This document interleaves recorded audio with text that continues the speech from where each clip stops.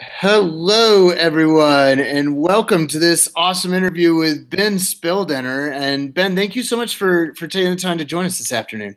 Absolutely, my pleasure. And quick housekeeping notes: I'm having some choppiness on my side, so sorry if you're watching this live and the video cuts out for a minute. Hopefully, it reloads right away and you only miss a couple seconds. But we appreciate your patience in advance, especially because as we dive into actually screen sharing with Ben in a minute here, we're gonna maybe have some high bandwidth usage, so we may get some choppiness. So thanks in advance for your patience. And Ben, just kind of setting the stage for some background. You and I got hooked up basically because you tweeted out some, making your students learning visible, showing some of the awesome stuff that they're doing around Minecraft in combination with George Orwell's Animal Farm. And so maybe just kind of setting the stage there with some background for people who don't know what they've just clicked on. Yeah. So I teach English in Ohio, and I try to run my classes about as non-traditionally as humanly possible. And one of the ways I try to do that is, I have no homework. Everything is pretty much project based. And so as we were going through Animal Farm, we focused a lot on symbolism and author's purpose. Why would you write a book like that? What's the purpose of it? And so a lot of discussions based around that. And I had them come together as a group. There was about, I want to say maybe 50, almost 50 kids that participated in this. And they created the manor farm that is the setting for Animal Farm, as well as the other two farms that kind of play a part in the story as well. And one of the reasons I wanted them to create the world is because, first of all, it takes place on a farm, but it takes place in the 1930s in England. Well, it's 2018 in the U.S., and so I wanted the kids to get a feel for how different the setting really was and how much that might impact the meaning of the story itself. And so in order to do that, I decided, well, I could just have them research it, but it'd be way more interesting and applicable if they could actually do the building themselves. So that's what I had them do. I had them build it, and they did a phenomenal job. There's, of course, it wasn't always perfect. There was a lot of destroying of buildings and rebuilding and getting some images. And, I contacted a good friend of mine from England, Simon Badley. And so he helped give some insight there as well. And so that was kind of a cool project, but I didn't want to just leave it at that. And so what I decided to do was I decided to take their final project and make that a piece of it. So piggybacking on the whole idea of symbolism, I told them they could they could look for one building on Animal Farm, and then they had to basically kind of dissect that building. What is the building? What's the purpose of it in the book? Like, what does it really represent symbolically? What does it mean to the humans versus what does it mean to the animals?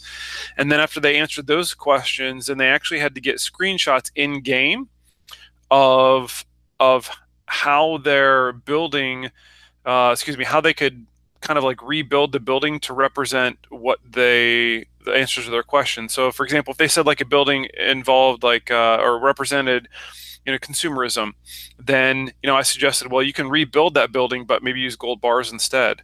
So those kinds of things. So the three images they got weren't just three different images of the same building, but the images themselves also symbolically represented their own answer. So it became very, very meta towards the end of it. So they were creating a symbolic representation of what they analyzed symbolically of what they had created to symbolize something from the book.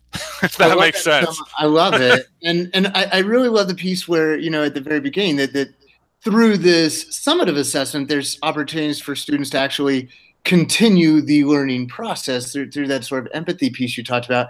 And kind of a follow-up question I have for you as you describe what students had to do. I'm curious about the just kind of conceptual leap and comfort level for your students as you took them to a place where, like, okay, you're not telling them there's no wrong answers, but there's also not necessarily a given right answer, right? And a lot of students aren't going to be used to that, especially on a final exam. I read the book, I checked out Spark Notes, whatever, and now I'm going to ace this test because Yeah. he probably has just taken the same test that was on Spark Notes anyway, right? And Yeah. you're all of a sudden saying, no, you're going to think about this and show your understanding through your own interpretations. What was it like to get students to a place of feeling comfortable that their right answer might be totally weird and unexpected and still totally right.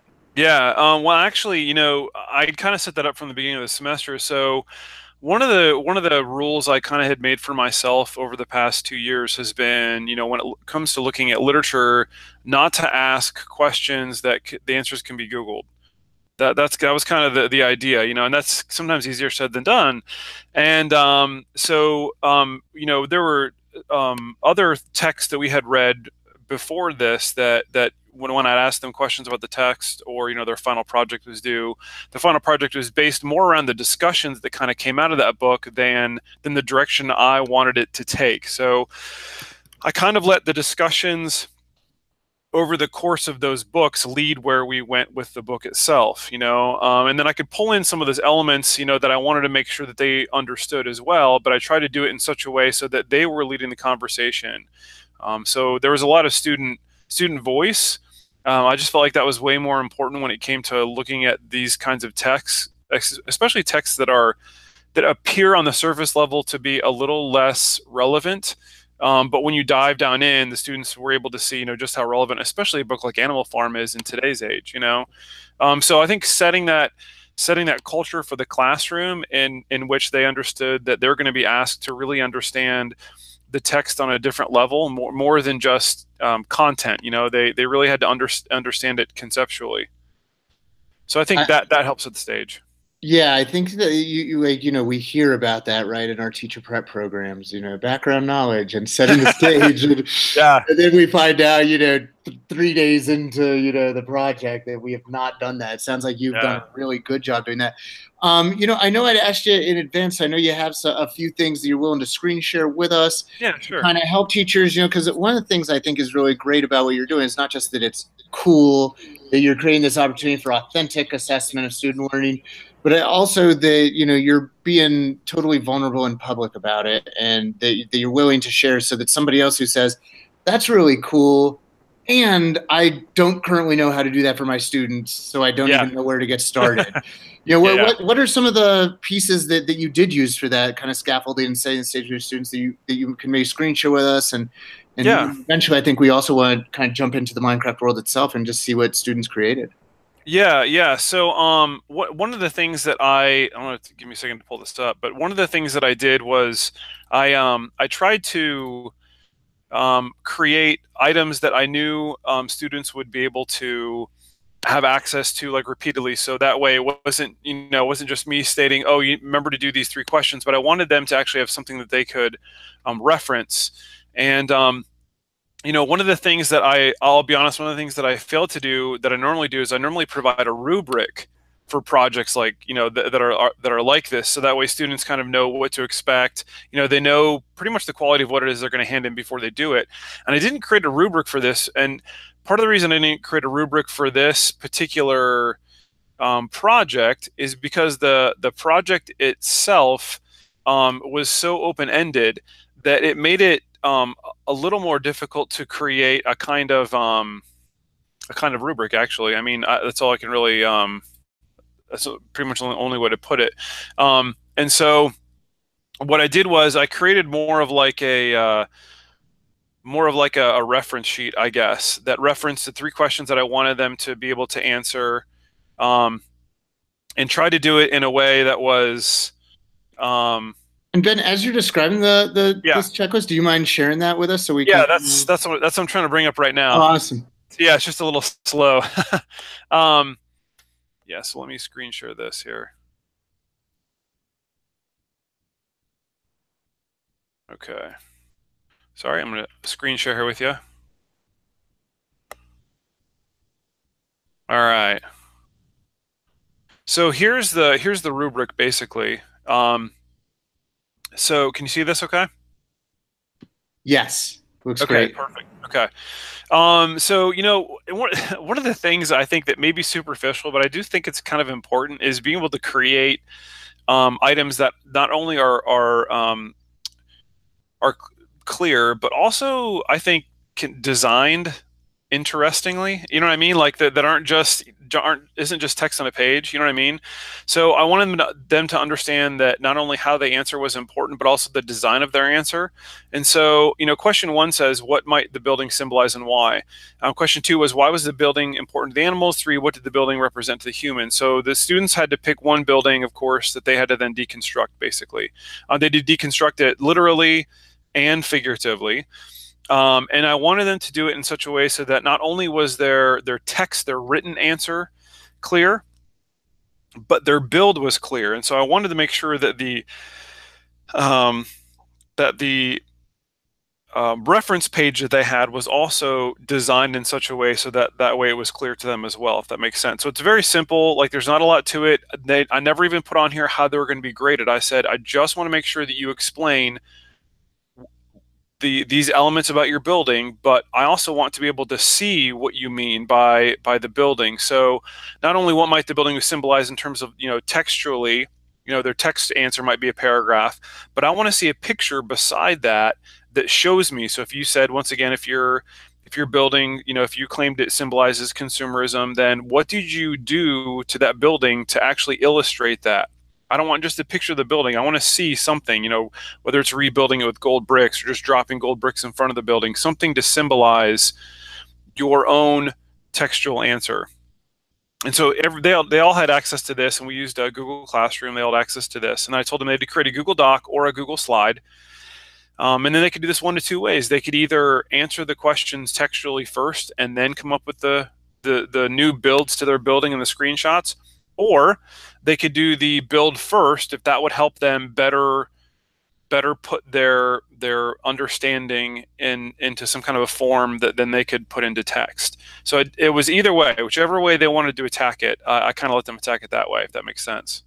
Totally, and that student choice piece is just so cool, and especially the way that you went about it. And it looks like you're about to share the actual Minecraft world with us. So Yeah, super yeah. excited about that. All right. Yeah, and I think that something that just really resonates with me there is, as somebody who, when I was in school, if art was a part of the required project, it was causing me to lose sleep at night, right? Like, not my thing. Even stick drawings are an embarrassment to stick drawing, right? Yeah, yeah. And your setup there, made it really clear. You're not being judged on how skilled you are at Minecraft.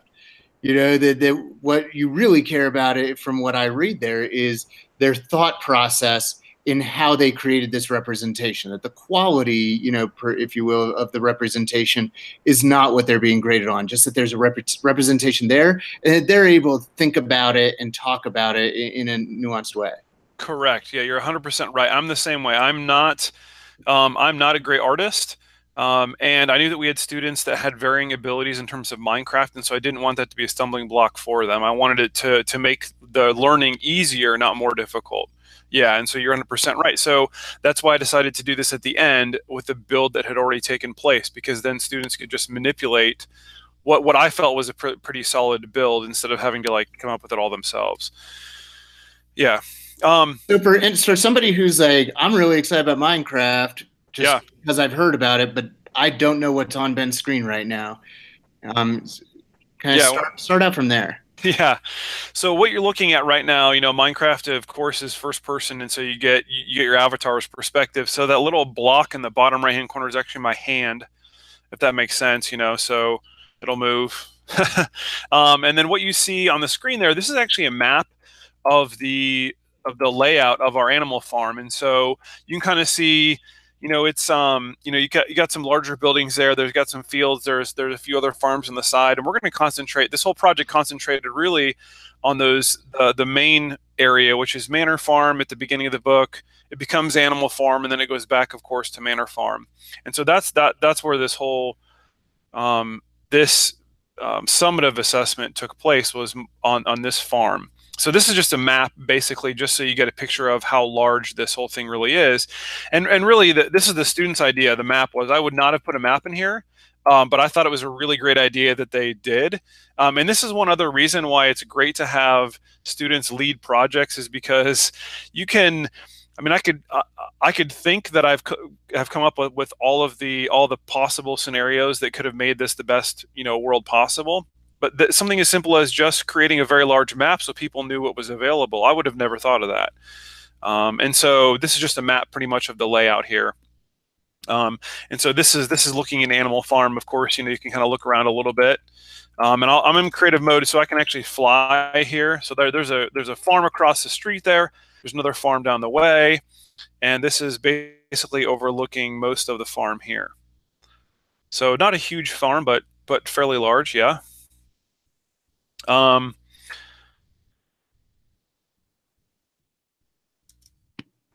That is so cool. so yeah, so if we walk into the farm, and once again, this is their design. So we came up with some conceptual ideas and some from Simon Badley, a very good a friend of mine, an English teacher from England as well, and so that really helped out quite a bit too.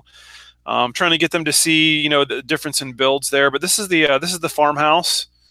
So some students, for example, when they came in, I had a student that decided it was actually an exchange student from Spain.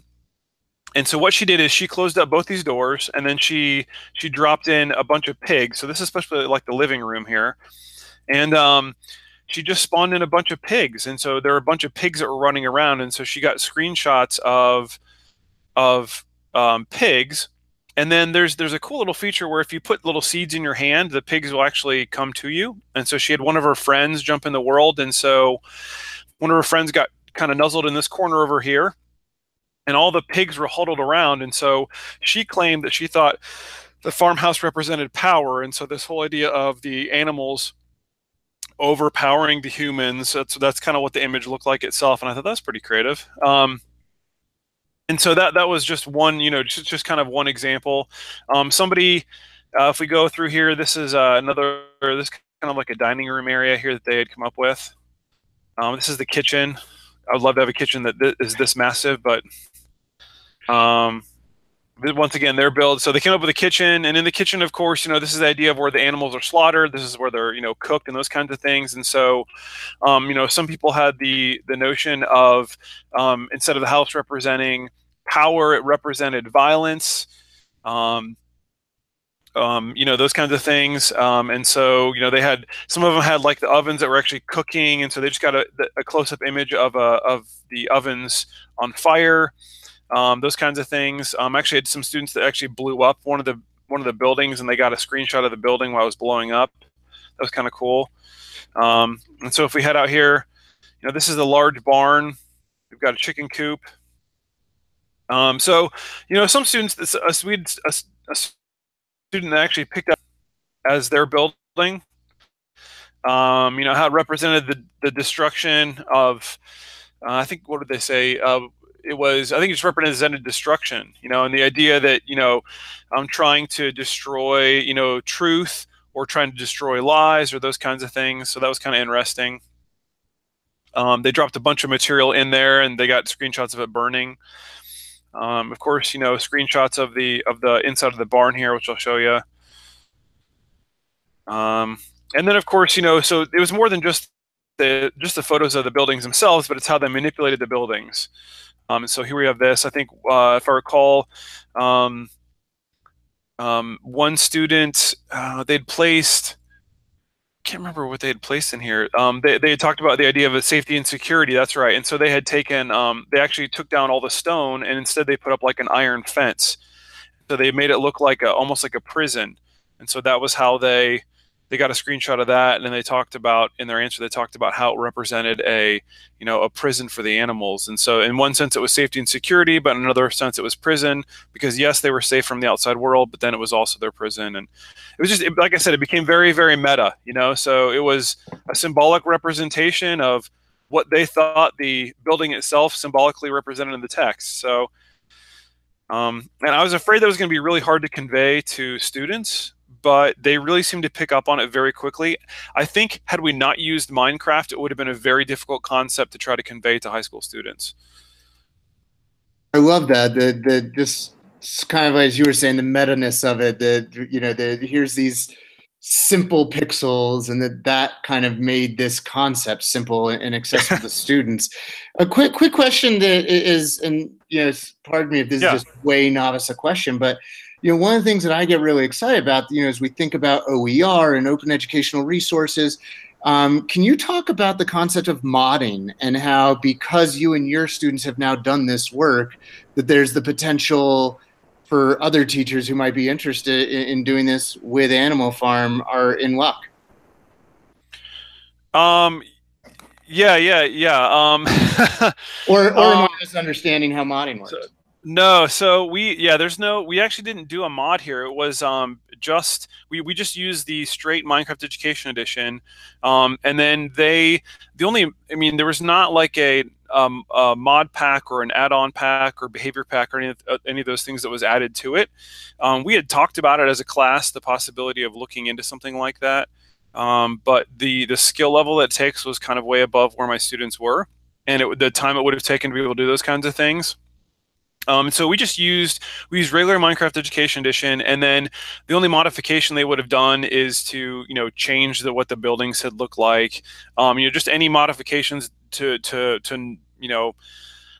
lifelike buildings to make them look less lifelike and more symbolic is pretty much the only kind of modifications they would have been doing in this world. So I guess the good news is then for other teachers, you don't have to know how to do modifications or create mod packs or add-ons or behavior packs. It's just straight Minecraft Education Edition. Awesome. And is it Yeah. possible, just as you were able to with your students, to share that world and have them, make their own improvements to it? Is that world something that other teachers that could have access to, that you could Yeah, like copy it? yes, absolutely. Yes, that's a great question. Yeah, actually, next week I'll be putting it on the Minecraft Education Edition. Oh, excuse me, I'll be submitting it to the Minecraft Education Edition website to be put on their lesson collection. I mean, I have a lot of other lessons that are on there currently that people could access if they're interested. Especially language arts teachers that teach high school or even middle school. I have a number of a dozen or so different lessons that are currently on the Minecraft Education Edition website.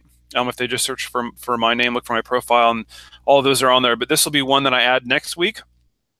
Absolutely. Yeah, and of course, I'll be giving the build credit goes to the students. I'll just be coming up with the lessons, so they did all the hard work. I just get to add the fun lessons in. Awesome. And for folks who want to follow up with you, they can find you on Twitter. It's at Ben Spieldenner,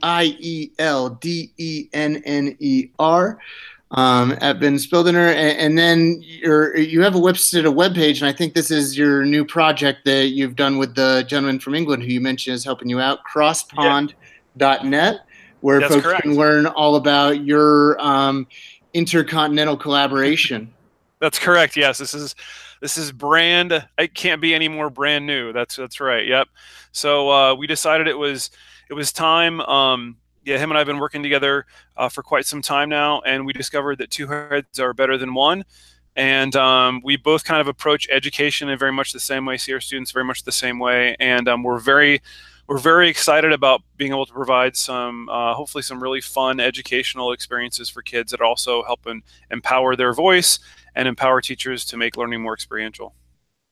Awesome. Well, Ben, I really appreciate you taking 20 minutes out of your Sunday afternoon to hang out and share this with us. And to the folks who are watching this live, thanks for being here. Definitely follow up with Ben on Twitter or at crosspond.net if you have questions. Sounds like the type of guy who's happy to help you out. Ben, have an awesome Absolutely. rest of your day, man. Thanks, you too. Thanks a lot. All right. Bye.